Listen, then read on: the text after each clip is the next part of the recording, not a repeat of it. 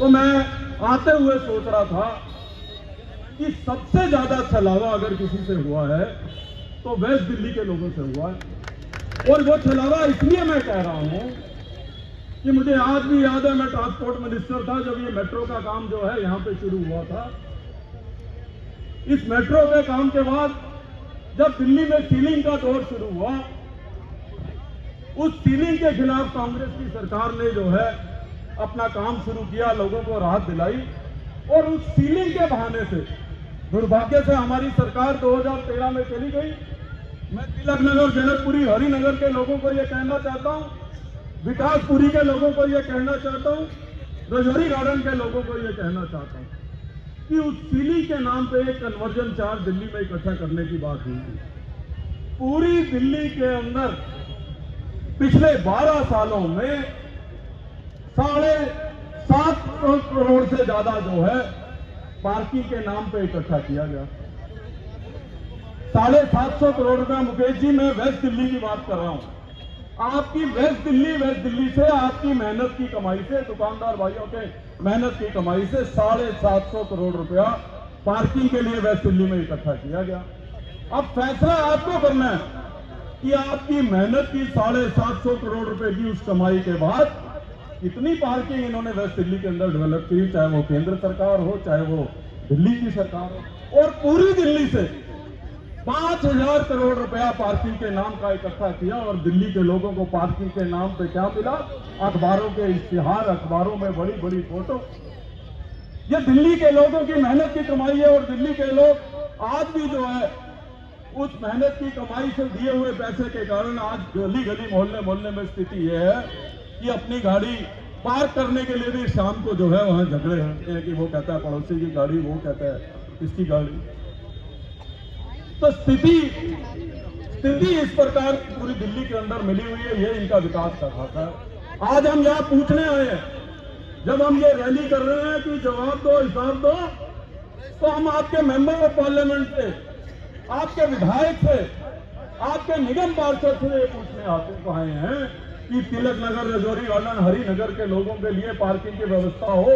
कितनी मर्तबा आपने इसके लिए कोशिश करी? क्या किसी भी एक चुने हुए अपने फंड से यहाँ पे पार्किंग का या पार्किंग की कोई स्कीम बनाने का कार्य किया? ये बात आपको पूछने की जरूरत है, क्योंकि 5 साल आ रहे हैं। 5 साल के बाद ये फिर आपके दरवाजे पे आएंगे। कांग्रेस पार्टी ओपोजिशन के रोल में है और ओपोजिशन के नाते हम वकील हैं आपके, हम जनता के वकील हैं। आज अष्टमी का पावन दिन है और इस अष्टमी के पावन दिन के ऊपर हमने बैठक यहाँ पे इसलिए हुई है कि हम उसी पावनता के साथ, उसी पवित्रता के साथ, बिना किसी राजनीति के आप लोगों की लड़ाई इस केंद्र की और दिल्ली की सरकार से लड़ना चाहते हैं, उसका आह्वान करने के लिए जो है आज हम तिलक नगर के अंदर आए हैं। मैं आपसे यह निवेदन करने के लिए आया हूं कि जो सरकारें फ्री बिजली और फ्री पानी की बात करती हैं, मैं उनसे ये कहना चाहता हूं कि पानी की स्थिति आज आपने ये कर दी है। मैं सबसे कह रहा हूं, मैं माता जी आपसे भी कह रहा हूं, आज स्थिति ये कर दी है कि जो कह रही है कि हमने 24 घंटे पानी कर दिया है, हमने फ्री पानी की व्यवस्था कर दी है।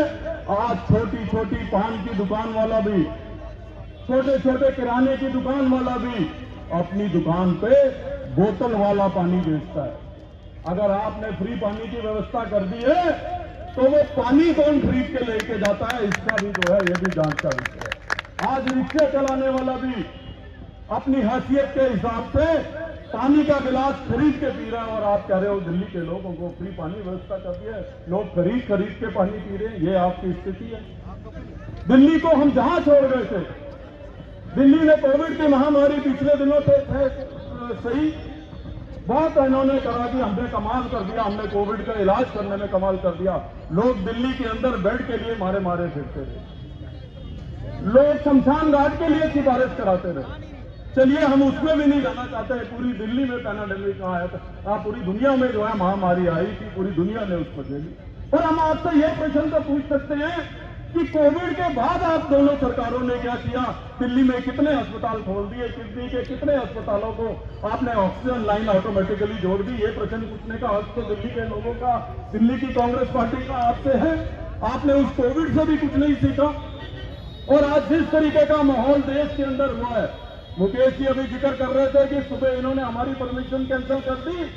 मैं इनको कहना चाहता हूं, मुझे मालूम है जब जब इस सरकार के खिलाफ आवाज उठाओ ये इस तरीके की हरकतें करते हैं, लेकिन मैं इनको बताना चाहता हूं कि गुरु गोविंद सिंह जी का सिख हूं, कांग्रेस का सिपाही हूं, डरने वाले दिन पैदा नहीं हुए।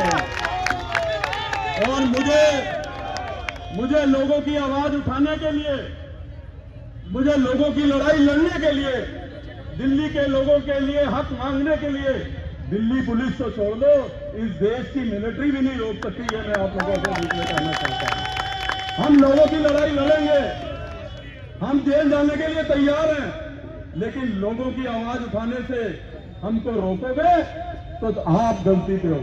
और मैं दिल्ली पुलिस और तमाम सरकारी कर्मचारियों को भी कहना चाहता हूं कि कांग्रेस जो ये मोर्चा लेके निकली है दिल्ली में, ये खाली आम लोगों की लड़ाई नहीं लड़ रही, आपकी भी लड़ाई लड़ रही है। हम कह रहे हैं ओल्ड एज पेंशन मिले, जो गवर्नमेंट के एम्प्लॉइज रिटायर हों।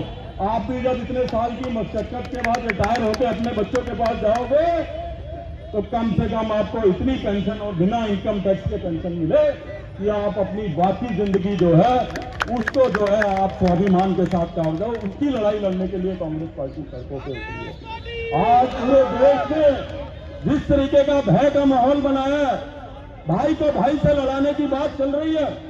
दुनिया देश के किसी धर्म ने यह नहीं कहा। गुरु ग्रंथ साहब जी में लिखा है, अवल अल्लाह नूर उपाय कुदरत के सब बंदे। आज रामलीला चल रही है, आज रामलीला चारों तरफ चल रही है, अष्टमी का दिन है, परसों हम लोग सब मिलकर दशहरा मनाएंगे।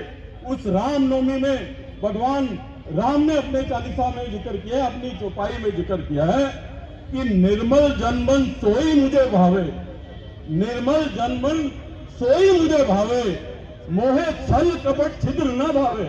तो जो निर्मल मन का व्यक्ति है, जो सबको साथ लेके चलता है, सबके साथ प्यार में रहता है, वही भगवान राम को पाता है। और ये छल कपट करने वाले समझ ले, ये भगवान राम को भी नहीं पाते। और इस आने वाले चुनाव में भगवान राम ही इनका इंतजाम करेगा। ये कहने के लिए के अंदर आए, हम ये कहने के लिए आए हैं कि हमारे नेता राहुल गांधी गरीबों से मिलते हैं, हमारे नेता राहुल गांधी टीचर से मिलते हैं, हमारे नेता राहुल गांधी कुलियों से मिलते हैं।